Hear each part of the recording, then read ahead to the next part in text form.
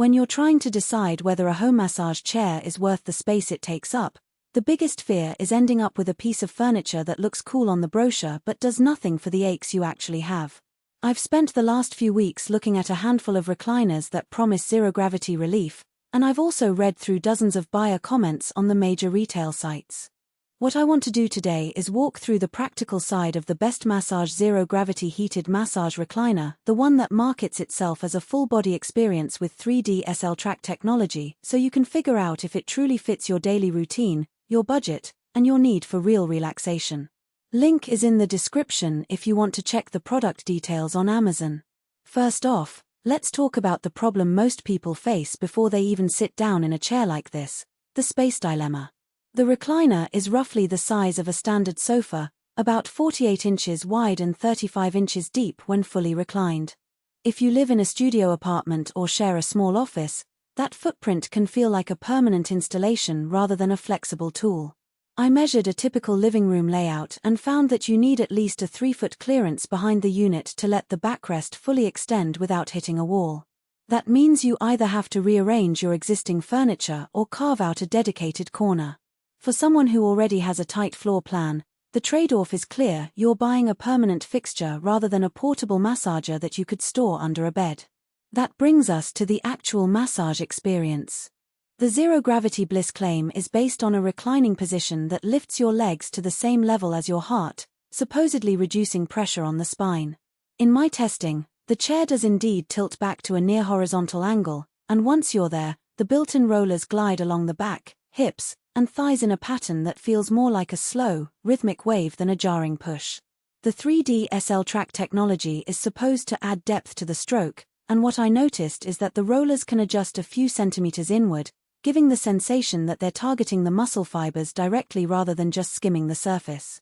For people who spend long hours at a desk and suffer from lower back tightness, this added depth makes a noticeable difference. The lower back loosens after a 15-minute session, and the feeling lasts well into the evening. Heat therapy is another major selling point. The chair has a built-in heating element that can be turned on for the whole body or just for specific zones, such as the lumbar region. In practice, the heat warms up within a minute or two, and it feels like a gentle, steady warmth rather than a hot pack. This makes the massage feel more soothing, especially in colder climates where muscle stiffness is common. However, the heat function is limited to a single temperature setting. There's no way to dial it down if you prefer a milder warmth. If you're particularly sensitive to heat, you'll want to be cautious. The chair can become uncomfortably warm after 20 minutes of continuous use.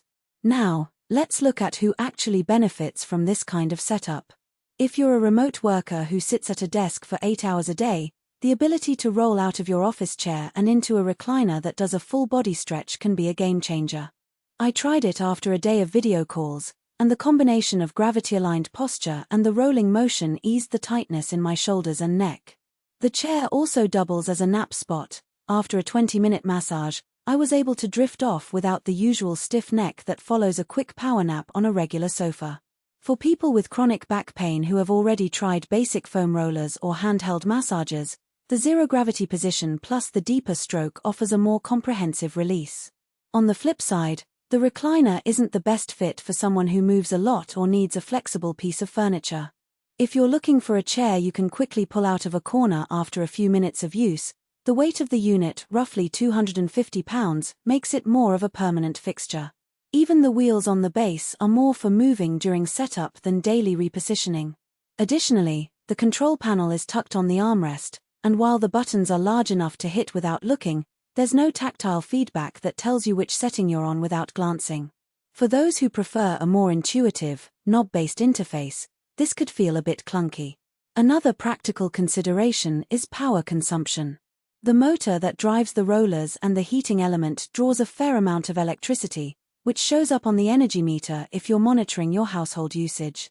In my week-long trial, the chair added roughly 0.5 kilowatts per hour when both massage and heat were active. That's something to keep in mind if you're watching.